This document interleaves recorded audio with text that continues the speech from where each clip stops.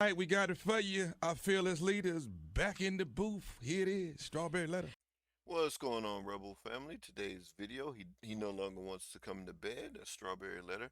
But before we get to the video, go ahead and like, share, and subscribe to the channel. So let's jump right into the strawberry All letter. right, this one, sad. What? Subject, Sad. he no longer wants to come to bed. Dear Mr. Harvey and Miss Strawberry, I've been married for well over 20 years. I've never had an affair and have been loyal to a man who has been abusive and now absent in the bedroom. We're both Christian people. I am very loving and affectionate, and he is taking that all from me. At first, I thought he may be going through a midlife crisis, and then later, things changed drastically. He no longer wanted to come to bed. There were no hugs and kisses, and after months, I addressed his lack of affection. We had not had sex in 6 months, and 6 months turned into a year, and now even longer. Okay, all right, so let me stop right there. So they've been married 20 years. He no longer wants to come to bed. They haven't had sex in 6 months, turned into a year, even longer. She said that it's been abusive. I would imagine it has to be emotional, physical, emotional, psychological, mental abuse, and not physical. That's what I would assume if she's telling the truth here. But why would you want to stay? Because why would you want to stay in a marriage if you were being physically abused for 20 years, but even emotionally abused, right? She's probably saying verbal. I'm thinking it's more along the lines of she's using that abuse thing to paint this guy in a bad light. Because the minute you say, "Hey, I'm abused," then okay, now I'm the victim and I didn't do anything wrong because I was being abused. But, that's where I'm gonna go. Let's keep going here. I asked him if he could help me to understand why he was feeling so hostile toward me and why he could no longer have sex. His answers were hurtful and abusive, and I did not know if he was talking to me or someone else. Okay, yeah, that's so she asked, why don't you want to come to bed and why don't you want to have sex? And again, his answers were abusive and they were hurtful, and she didn't know who he was talking to, blah blah blah. So I mean, I have a question. I mean, what did you look like when you were going to bed? I mean, did you look like this going to bed with the bonnet going on? You know what I mean? Like, is it the bonnet gang? I- what is going on? I mean, how attractive did you make yourself for this guy? You know what I mean? Like, how well did you keep yourself in shape? Did I mean what? I mean, women do tend to take men for granted that, hey, he loves me, so then it doesn't matter how I look or what have you. And no, you have to continue to keep yourself, looking appealing. I mean, that's what attracted him initially. You know what I mean? Like, yes, and then he grew to love you or whatever, but you know, you still have to do something to, just like, a man, if these roles were reversed, the first thing that would be said is why, what what did he do? What reason was it that he did? Was she not having sex with him? What did he do? It had to be something. Women just don't stop having sex with their husbands for no reason. So then, likewise, on his part, what did she do? What did she say? I mean, what kind of woman is she? Right? Everybody's gonna paint themselves in a good light whenever they're telling a story. So she's not gonna come on here and say that she did anything wrong, which we know that's not the case because no one's perfect. But she did something wrong His in reasons this just did regard. not So make sense but anyway, she did something wrong. to me. He was just very mean. I remember just standing quietly and listening as he was berating me. When he finished, I walked away. So she said he was berating her. I mean, what did he say? And what? I mean, give some details. If you didn't understand what he was saying, if you didn't understand exactly what his reasonings were, give the reasons so that maybe if you're writing in here with this strawberry letter, that you can get some feedback and say, okay, well, these are the reasons that he gave. These are the reasons that he gave, and help me try to understand what what those things meant, right? Yes, I walked away. Not even one curse word, not a word. I just walked away. I knew that to yell, scream, or curse would be useless. Okay, so it seems that that might have been a pattern that she's done that before. That she,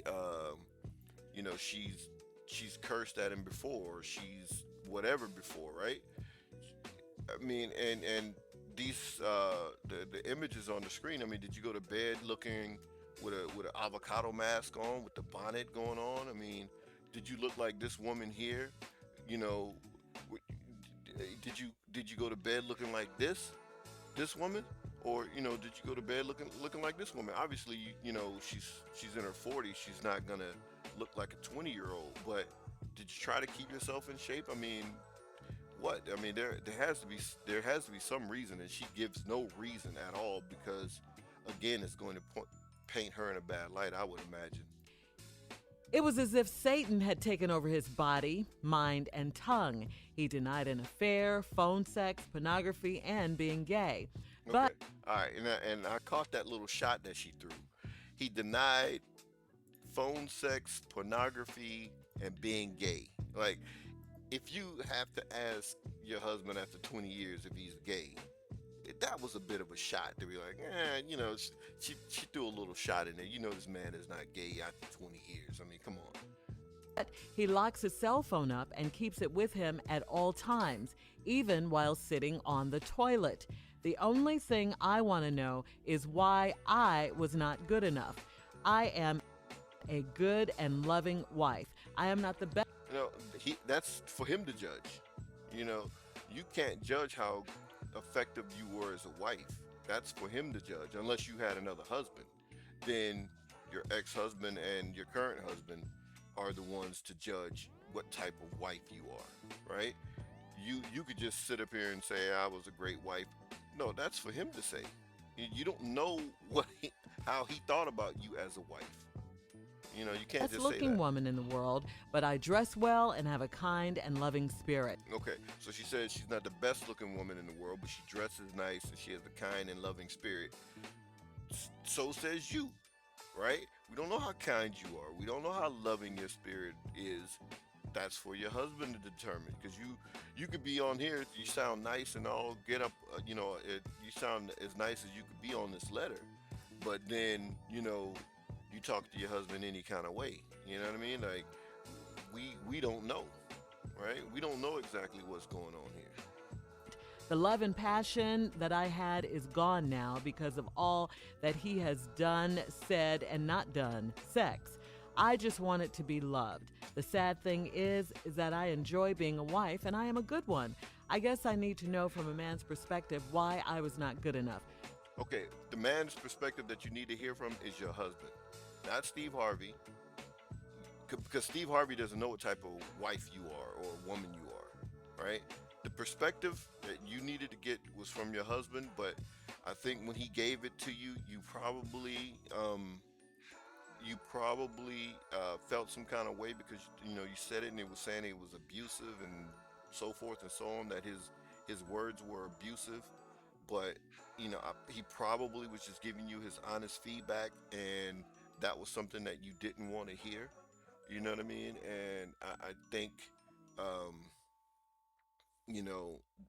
he probably did give you honest feedback, and you just didn't want to hear it. Let's keep going here. Sincerely, I can't figure it out. Well, let me tell you this, lady who wrote the letter. You are good enough. You've always been good enough. That's for him to determine. The thing that I just hate to hear is that you're blaming yourself for your husband's bad behavior and for his disrespectful behavior. The only way you aren't good enough is because you don't think you're good enough. And that's the problem. You don't think you're good enough. You put yourself down. You constantly berate yourself. I mean, you said you're not the best looking woman around. Says who? I mean, you say that Says about her. yourself. He treats you how you treat yourself. I mean, if she says she's not the best looking woman, she's judging herself. She's rating herself. So wouldn't she know better than you how well she looks? Right? I mean, she would be a better judge of how she looks than you are. You know what I mean? Like that's weird for her to say that how good she looks and you don't really know, right? Act like you don't have any love for yourself, or you don't care about yourself, and that's why he treats you like that. You have allowed him all these years to be abusive and all of that. You shouldn't have stayed there and taken his abuse. Really, there's nothing about this that you deserve. Okay, so she said the same thing that I said, that she shouldn't have stayed there and taken his abuse. And I do agree with her. If he was abusing her, then you shouldn't have stayed there taking that abuse. You should have go ahead and left and not taken any more abuse, because it will hurt you in the long run, as opposed to getting out. Getting out is tough. I'm not saying that it's easy, because I know somebody will say, hey, it's not that easy to get out. But again, it's even harder to stay in it. Let's keep going here. See what else she has to say. But you got to understand, before you can even get closure here and move on to another situation down the line, you are good enough. You're enough. You're good enough. You have to love. I mean, good enough for what? I mean, what is she good enough for? I mean, that's really the question, right? What is she good enough for? You keep saying she deserves this, she deserves that. How do you know? I mean, just because she wrote the letter, and what is she good enough for? But, I'm going to address the brother as soon as she finishes what the brother should absolutely do. But we don't know exactly what kind of woman this is. We're only hearing one side of the story, and then we're only hearing her paint herself in a good light. She didn't say anything wrong, and that's always a red flag. And, immediately they get on the side of women in these in these strawberry letters. And that was the point of trying to use some of these, because some of the advice that they give is just totally bad, especially for men. Yourself and just be with yourself and figure all this out, because you'll never be happy in any relationship if you don't put yourself first. Yeah, now I agree. This makes me so sad, this letter. Yeah, I agree with that part as well. That she should obviously she should leave, and she should get going, right? Okay, a man ain't had sex with you. A man is supposed to have sex with his wife. I mean, she's entitled for you to have sex with her, right? That's part of the emotional connection. That's part of the intimacy and so forth. And I think even in Christianity, there's a certain period of time that if you haven't had sex with your wife, then that the marriage is considered over or something to that effect. I know that definitely there's a time in Islam like that, right? It's a certain, it differs. There's a difference of opinion, but let's just say after 40 days, there's other ones, but the max I would say that I know of is 40 days. After you haven't had sex with your wife in 40 days, the marriage is finished. So, but there's other term periods, but I'm just using the longest one, the longest span. 40 days you haven't had sex with your wife, marriage is pretty much finished, right? And this is not a legal ruling. I'm just saying. But anyway, so she's entitled for that, right? And you should be one. I mean, so obviously, brother, he's doing something else, right? Now, to the brother's to his defense, right? To the brother's defense, here's the scene from My Wife and Kids, where this scene was hilarious. I can't play it because YouTube will get me, but I wanted you to see the visual, because the visual is funny, right? So, I don't remember his name. I think his name was Michael in this show, right?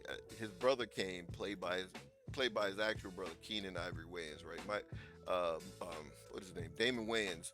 His real brother, Keenan Ivory Wayans, came playing his brother. His brother wasn't getting tied down with women, wasn't married or anything like that, but always had the young chicks on his arms or whatever, right? And so he has one of his girlfriends come over, and she comes down and she's looking like this, brothers are up kicking it, catching up or whatever.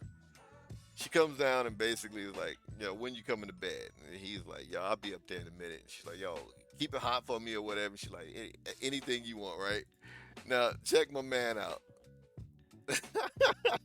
So, Damon Wayans' faces, man. So if old girl is coming, your wife is coming like this. Now, come on, you gotta say something. Like, hey, look, man, look. The face cream, I know it's for the exfoliate and all this, but no, no. And the bonnet, no. I mean, come on, you got to do something better than this. I mean, come on, you know what I mean? Like, so the brother should have spoke up if that was a problem that he was having. If it was a problem that he was having that he was no longer attracted to her, then he should have said so. Now, Michael, my man, was like, yo, so Keenan is like, yo, he'll be up in the bed. He'll be up in a few minutes. My man sees his wife, Michael, Damon Wayans sees his wife, and he's like, she's like, when you coming to bed? He was like, yo, about an hour. She was like, I'll be sleeping. He was like, I know. And they turning their heads because this is not appealing. So they're gonna have another couple more drinks. So they show the scene. The scene goes. The scene continues, right? So now they up in the bed talking about, do you want to do it? I wanna if you wanna, right?